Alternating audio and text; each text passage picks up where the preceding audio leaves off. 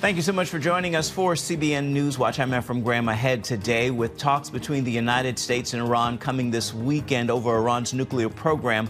Both President Donald Trump and Israel's Prime Minister Benjamin Netanyahu warn a military strike may be necessary to end the nuclear threat from Iran. And President Trump says Israel will be the leader of that attack. We'll also do an in-depth analysis on the difference between President Trump and Netanyahu on their negotiating tactics in dealing with Iran. International stock markets surging after President Trump holds off on his new tariffs. But at the same time, the president is ratcheting up the pressure on China. And we're going to bring you another example of God at work on college campuses in the United States. All those stories and more right now on CBN NewsWatch. This is CBN NewsWatch. It is Thursday, April 10, 2025. I want to begin with this, the ongoing battle over Iran's nuclear program, which is reaching a critical point. International talks are coming this weekend. The stakes have never been higher, with the United States building up its forces in the region. Both President Donald Trump and Israel's Prime Minister Benjamin Netanyahu warning a military strike could be coming. CBN Middle East Bureau Chief Chris Mitchell brings us the story. He's reporting from Jerusalem. President Trump is seeking a deal where Iran would peacefully give up its nuclear weapons program. But he's making it clear, if a deal isn't done, military action will follow. But with Iran, if it requires military, we're going to have military. Israel will obviously be very much involved in that. He'll be the leader of that. On Wednesday, Treasury Secretary Scott Bessent announced new sanctions on Iran, increasing the economic pressure on Tehran to give up its pursuit of nuclear weapons. Iran's president insists the regime is not trying to make nukes. They have investigated this 1,000 times, and they can come here and investigate again. We have not been seeking a nuclear bomb, and we will not be. Israel's Deputy Foreign Minister Sharon Haskell told CBN News Iran's influence goes far beyond its nuclear program. So Iran's tentacles are spreading all around the world. What you've seen in recent years in the Middle East, these are a result of Iran, the IRGC, going into pockets of instability in the Middle East and expanding them, pushing their influence, funding them, actual terrorist organizations. And that creates major instability, major political influence, Iranian influence, and that turns the Middle East into a complete chaos. In another assault on Israel, a leading Muslim scholar has issued a religious decree or fatwa calling on all Muslims to wage jihad against Israel to end the war in Gaza. The decree, backed by 14 other prominent Muslim scholars, labels the war in Gaza a genocide and calls for an air, land, and sea blockade of Israel. It also calls on Muslims to, quote, intervene immediately, militarily, economically, and politically to stop this genocide. CBN News talked to Mark Halawa, a Palestinian refugee who grew up in Kuwait and now lives in Israel, about the potential impact of this fatwa. These things, unfortunately, spill into, terrorist attacks, God forbid. And it could be in Western countries. I call this another attempt by the Muslim Brotherhood, just like they have done before 1948, before Israel was a state, to move the emotions of Muslims and unify them around them and get the mosques back. But Egypt's Grand Mufti, the highest Muslim authority in Egypt, calls the fatwa irresponsible. And for more now, we turn to Chris Mitchell from Jerusalem. So, Chris, we're going to talk more about that fatwa in a moment. But first, President Donald Trump says Israel would take the lead in a strike on Iran. Do we have an idea of how such a strike would play out? Well, Ephraim, we do know that it's been in the planning for years, and likely those plans have evolved over the years because of what's happening in Iran's nuclear program. What they have to do in any of this, any strike, they're going to have to hit multiple sites throughout Iran, destroy them or even bury them. Those sites would include Fordo. That's a place which has a fortified site buried deep within a mountain. Another one, Natanz. That's Iran's primary uranium enrichment facility. One more, Isfahan, where uranium is processed, and then Iraq. That's a heavy water reactor that could be used to produce plutonium. So as we've reported before, they're widely spread out. So any sort of Israeli-led strike would likely involve F-35 stealth fighters and actually possibly, which is not talked about a lot, Jericho ballistic missiles. We know that Iran has ballistic missiles. So do the Houthis. But Israel does as well. Very, very sophisticated, very accurate missiles. So it's unlikely as we come to this talks in Oman that Iran will agree to the minimum that the U.S. is asking, which is dismantling and destroying all of their nuclear facilities.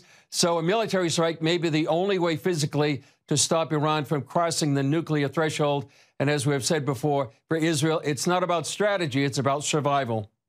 So would the U.S. military be involved? Well, likely because some of these, as we've said, are buried underground, maybe hundreds, if not thousands of feet. There's something that's called a massive ordnance penetrator, a 30,000-pound bomb that may be needed to destroy some of these facilities. The strike will likely take several days and be a joint operation between Israel and the U.S. The U.S. has the capability of long-range air refueling that might be necessary in any strike, and also there's cyber capabilities to disrupt Iranian air defenses. So Israel has rehearsed these kind of strikes for years, and most likely, and most recently, I should say, that there's been joint exercises with the U.S. In the Mediterranean and over the Red Sea. Any idea of a time frame on when such a strike might happen? How important will these talks with Iran be in possibly holding off a strike? I think it really depends right now on these talks in Oman that start on Saturday. They're obviously going to delay any potential strike, but they will not eliminate what some believe, despite these talks, would be the likelihood of a strike. Long talks obviously are going to play into Iran's hands, and they would stall for time, while, on the other hand, developing nuclear weapons behind the scenes. And from Israel's perspective, that is the worst-case scenario, that time is the enemy. And that's certainly what Benjamin Netanyahu and his team communicated to President Trump when they met in Washington. So when it happens remains to be seen, but we know that the clock is ticking, and many people think there's a window of opportunity right now that Israel and hopefully the U.S. will take advantage of. How does the Israeli leadership view this Islamic fatwa? What impact will it have on the war in Gaza against Hamas? Ephraim, I don't think it's going to have much impact right now. You know, many people around the world have been calling for and blaming Israel for a genocide. So I don't think it's going to have much direct impact. On the other hand, the IDF right now is really doing something they haven't done. They started this a few weeks ago, actually taking over land and controlling larger and larger areas in Gaza. This is shrinking Hamas's control over Gaza, and it's really the worst-case scenario for Hamas is actually to lose territory and lose control over this land. And what Israel is trying to do is make sure they free the hostages and to make sure that Hamas pays for what they started on October 7th. Let's talk now about another threat to the Israeli people. We understand the Palestinian Authority has continued its pay-to-slay policy. Wasn't that policy supposed to end? And exactly how does it work? Well, it was supposed to end, and this is how it works. When a Palestinian terrorist carries out an attack, could be a stabbing, a shooting, a bombing, and if they're killed, arrested, or imprisoned, the Palestinian Authority will pay a monthly salary to them or their families. The more serious the attack, the higher the payout. You kill an Israeli civilian, that's a bigger reward. If you spend longer in prison, you get a higher salary. And it's not a one-time payment, it's often for life. So it really sends a message that terrorism pays. The Palestinian Media Watch has been monitoring these payments for years. And even though Palestinian President Mahmoud Abbas said they stopped these payments, nothing has changed. They're just using the funds from one account to another and still having the pay-to-slay program there in Palestinian-controlled areas. All right, Chris Mitchell from Jerusalem, thanks as always for your insights. Stay safe and know that we here are praying for you and our team there in Israel. Coming up, we've got more on the outlook for a possible strike on Iran later in the show. But first, what's ahead for the economy and international trade now after President Donald Trump pulled back on his tariff deadline? We're going to bring you a look when we come back. You are watching CBN NewsWatch.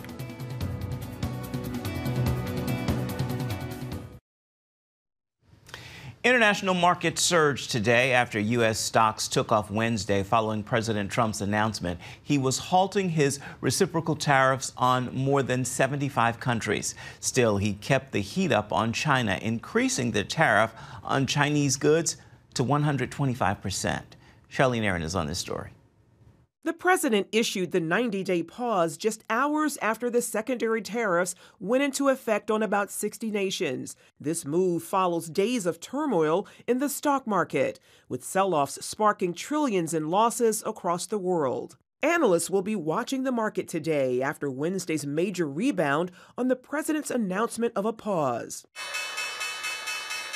The Dow jumped nearly 3,000 points after the news. The S&P climbed 9.5%, and the Nasdaq Composite jumped 12.2%. The president's action came just 13 hours after the tariffs went into effect. The pause affects most nations, except China, with the administration hiking their tariffs to 125%, after China's retaliatory increase on U.S. goods of 84%. And I did a 90-day pause for the people that didn't retaliate, because I told them if you retaliate, we're going to double it. And that's what I did with China, because they did retaliate.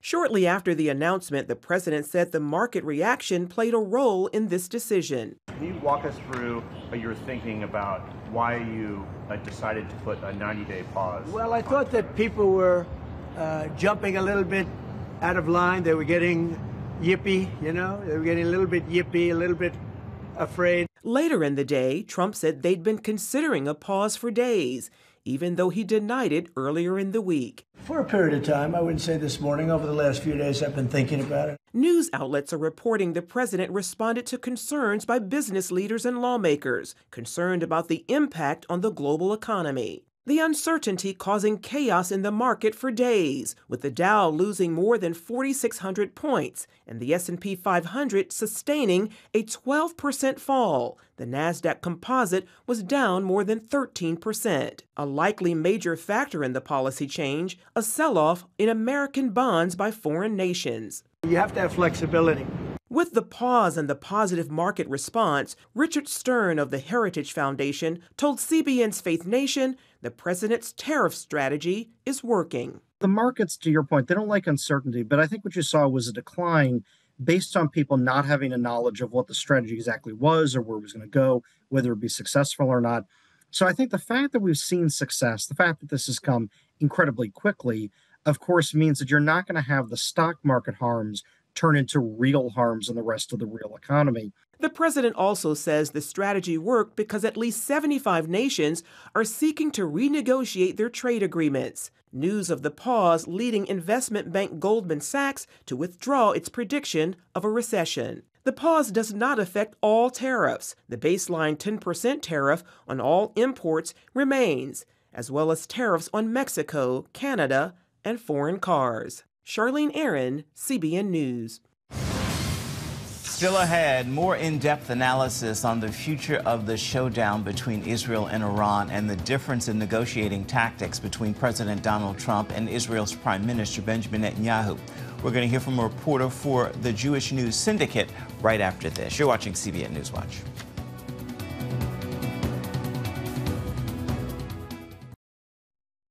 President Trump and Israeli Prime Minister Benjamin Netanyahu left their Oval Office meeting this week united in their goal to prevent Iranian development of a nuclear bomb. However, as negotiators from the United States and Iran prepare to meet in Oman on Saturday, the two leaders may have differing opinions on the best approach to the talks. On this week's episode of The Global Lane, The Global Lane Jewish News Syndicate correspondent Mike Wagenheim suggests Trump and Netanyahu may differ on their negotiating tactics.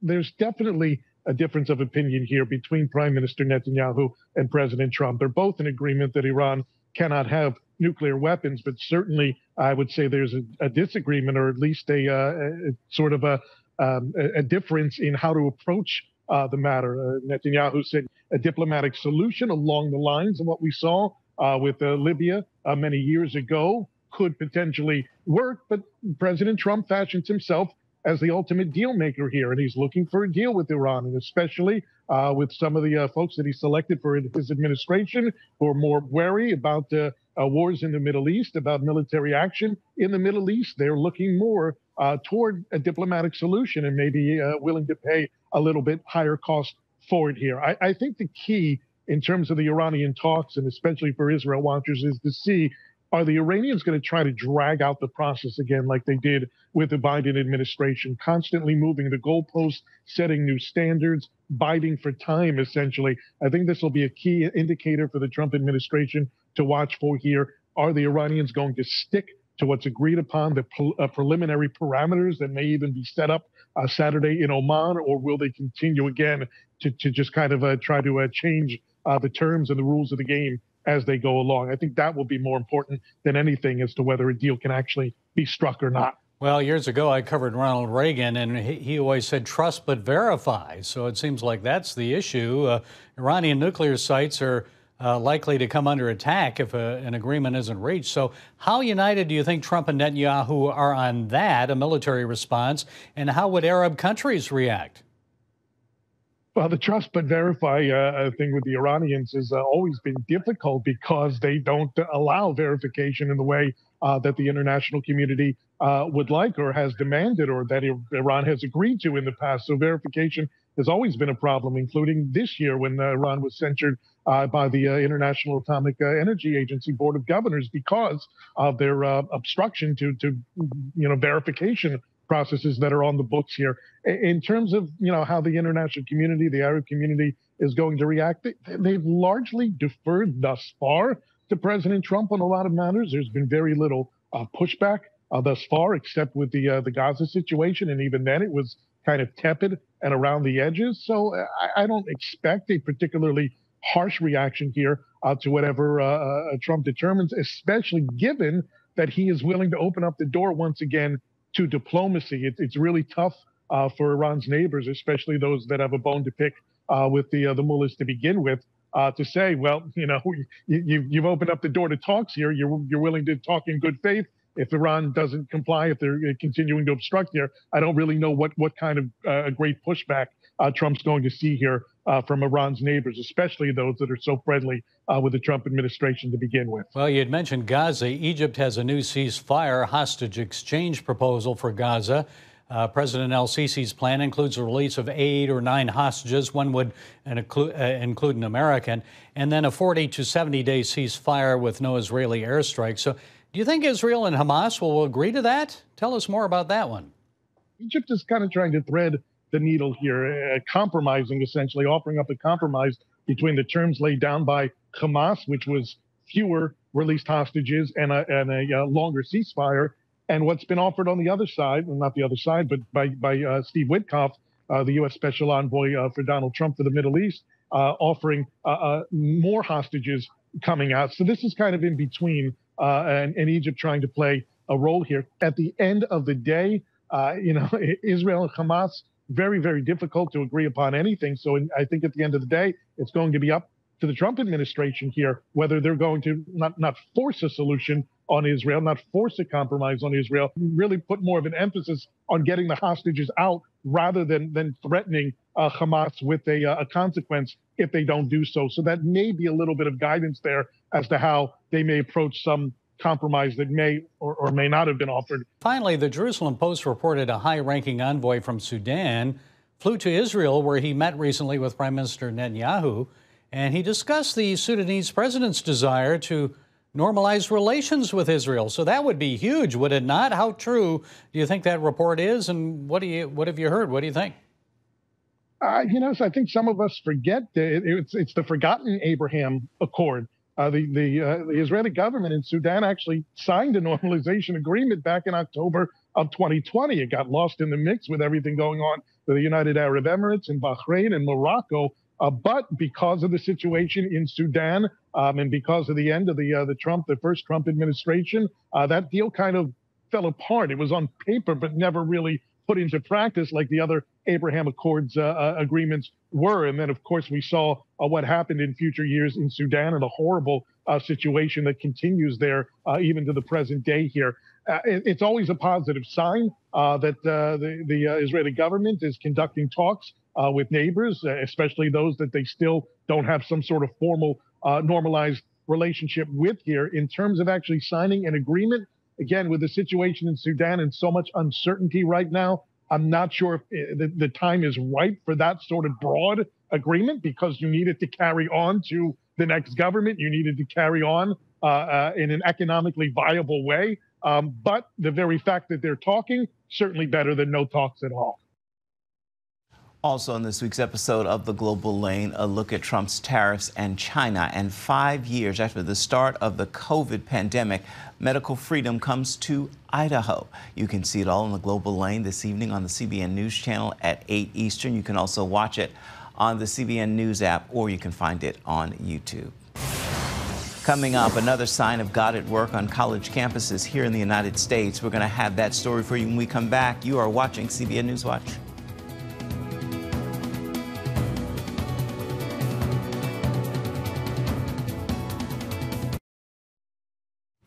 Another example of the spiritual movement spreading on college campuses here in America. At Baylor University, an annual 3-day prayer event drew thousands of students.